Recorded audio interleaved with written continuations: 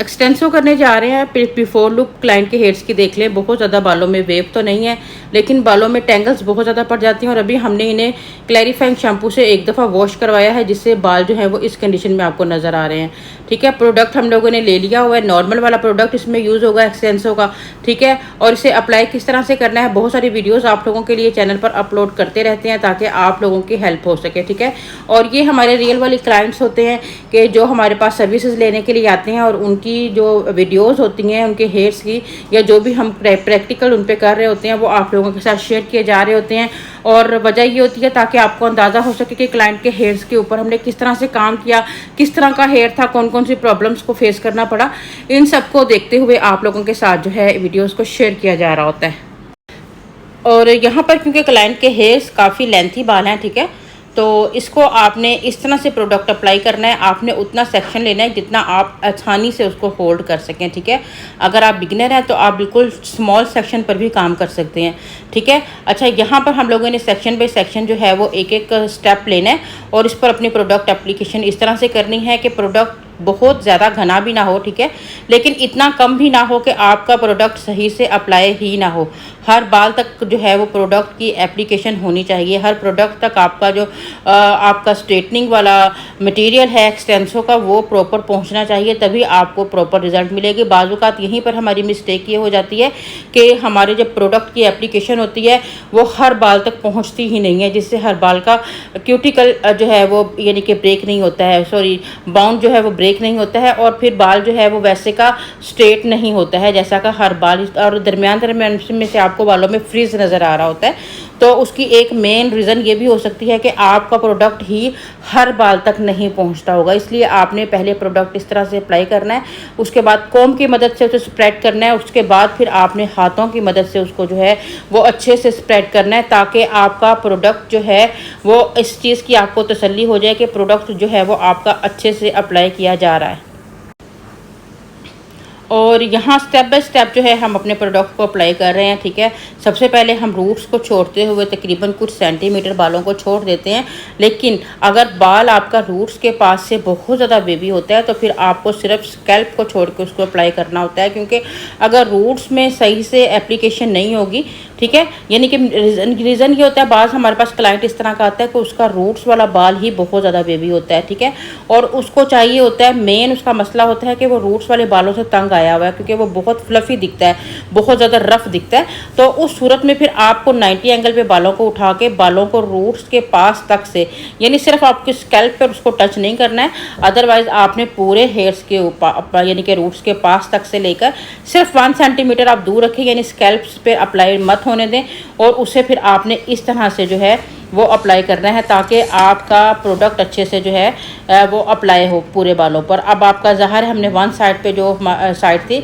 उस तरफ हमारा टाइम कंप्लीट हो गया था, और इन बालों ने बहुत ही कम टाइम लिया था, ओनली 15 मिनट में हमें हमारा जो है बाउंड ब्रेक होता हुआ मिल गया था, और हमने उस साइड को जो है वो वॉश करवा दिया था जहाँ से बाउंड जो है वो ब्रेक हो चुका था। ठीक है, और उसे अच्छे से हमने इस तरह से वॉश कर लिया था, और उसके 5 मिनट के बाद दूसरी साइड को भी साथ मिला के हम लोगों ने जो है वो इस तरह से वॉशिंग कराई थी। वॉशिंग आपकी ऐसे होनी चाहिए कि आपने बड़ी सॉफ्टली हाथों के साथ बालों को मसाज करना है, हल्का हल्का इस प्रोडक्ट को बहुत अच्छे से जो है वो आपने बालों से निकाल देना है। ठीक है, जब आपकी तसल्ली हो जाती है कि प्रोडक्ट आपका अच्छे से बालों से निकल गया है, तो फिर आपको जो है वो बिल्कुल स्मॉल सेक्शंस पर काम करना होता है, और बिल्कुल स्मॉल सेक्शन लेकर आपने सबसे पहले रूट्स के पास से बहुत अच्छे से स्ट्रेट करना होता है, उसके बाद मिड एरिया में, फिर लेंथ एरिया में, क्योंकि ये बाल काफ़ी ज़्यादा लेंथी होते हैं, और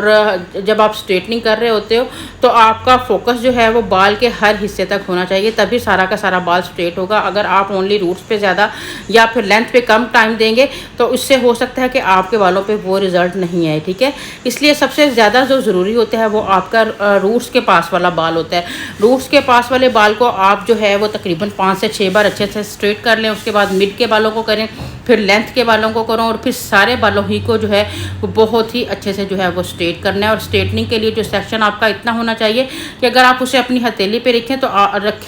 तो आपकी हथेली नज़र आनी चाहिए, यानी कि बहुत मोटा सेक्शन कि आपकी हथेली को ढांप ले, ऐसा सेक्शन आपने नहीं लेना है, ठीक है। और फिर आपने बिल्कुल हल्के हल्के स्ट्रेटनर को जो है वो नीचे लेकर आना है, अगर बाल आपका वर्जन है, ठीक है। लेकिन अगर ट्रीटेड हेयर है तो आप इसको तेज़ तेज़ भी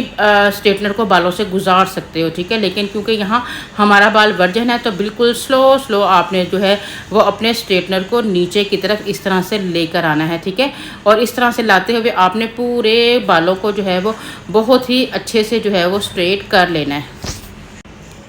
और यहाँ पर सबसे ज़्यादा जो टाइम जिस काम में लगता है वो स्ट्रेटनिंग का काम होता है। इन बालों पे तकरीबन 2.5 से 3 घंटे लग जाते हैं स्ट्रेटनिंग करने में, क्योंकि ये बड़ा बारीकी का काम होता है और बड़ा ही हाथ को स्ट्रॉन्ग करके आपको काम करना होता है। कहीं भी आपने अपने हाथ को जो है वो लूज़ नहीं करना है, यानी कि बिल्कुल जैसे होता है कि कहीं से आप ढीलापन आ जाए आपके हाथों के अंदर या आपकी एनर्जी ख़त्म हो जाए और आप बालों के ऊपर वैसे की यानी कि स्ट्रेटनिंग ना करें जैसा कि आपने स्टार्टिंग में की है, तो फिर तो भी आपके बालों पर प्रॉब्लम्स का सामना आपको करना पड़ सकता है। तो कुछ टेक्निक्स थी जो आप लोगों के साथ जो है वो शेयर करना बहुत ही ज़्यादा ज़रूरी थी, ठीक है। और ये आपको अगर लगता है कि आपको बहुत ज़्यादा क्लाइंट थक गया है,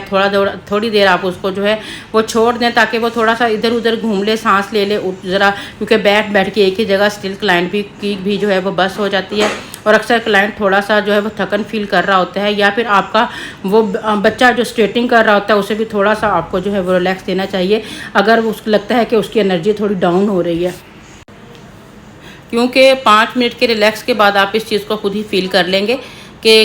अगेन दोबारा से जो है वो एनर्जी जो है वो हमारे क्लाइंट में भी आ जाती है। और जो काम करने वाला बंदा होता है, जो वर्कर होता है आपका, उसमें भी एकदम से एनर्जी आ जाती है। तो फिर अगेन दोबारा से जो है जब आपकी स्ट्रेटनिंग कंप्लीट हो जाती है तो इस दौरान में आपने न्यूट्रलाइज़र यूज़ करना होता है। और न्यूट्रलाइज़र के अंदर जैसा कि आपको पता है मैं अक्सर पानी को मिक्स करके फिर अप्लाई करती हूँ। और आप देखें कि न्यूट्रलाइज़र का सही जो रिज़ल्ट आता है, आप जैसे ही न्यूट्रलाइज़र अप्लाई करते हो आपके बालों में एक शाइन नज़र आना शुरू हो जाता है। तो ये आपको इस तरफ इशारा करता है कि आपके बालों का जो स्ट्रेटनिंग हुई है, जो आपका फर्स्ट प्रोडक्ट अप्लाई हुआ है, वो बहुत ही आपने अच्छी वर्किंग की है, जिसकी वजह से आपका बाल एकदम से शाइनी नज़र आना शुरू हो गया। अदरवाइज़ अगर रिज़ल्ट अच्छा ना हो तो बाल क्रंची होना शुरू हो जाता है या बाल जो है वो थोड़ा अजीब सा ड्राई फील होना शुरू हो जाता है। तो उससे अंदाज़ा हो जाता है कि हमारी जो स्ट्रेटनिंग थी वो जैसे हमारे बाल थे, यानी अगर हमारे ट्रीटेड हेयर थे तो हमने स्ट्रेटनिंग बहुत ज़्यादा इन पर अप्लाई कर दी है, जिसके बाद जो है वो न्यूट्रलाइज़र लगाने से बाल जला फील होना शुरू हो जाता है, ठीक है।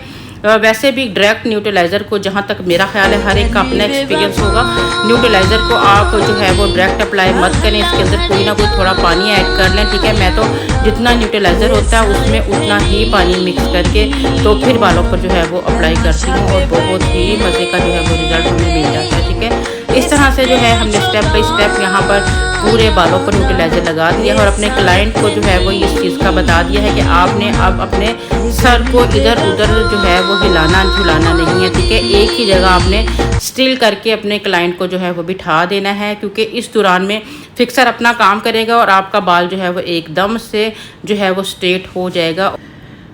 और इसको हम लोगों ने 10 मिनट दिया था, 10 मिनट के बाद वॉशिंग कर ली है। और अभी स्ट्रेटनिंग से जो हमारी ऑप्शनल लास्ट की स्ट्रेटनिंग होती है उससे पहले का ये रिज़ल्ट है। आप अगर स्ट्रेट करना चाहें तो एक दफ़ा फिर से आप इसको हल्का फुल्का मोटे मोटे सेक्शन लेके स्ट्रेट कर सकते हैं, अदरवाइज़ आप ऐसे भी क्लाइंट को भेज सकते हैं। उम्मीद है आपको अच्छा लगा होगा। इजाज़त दीजिए, दुआ में याद रखिएगा। अल्लाह हाफ़िज़।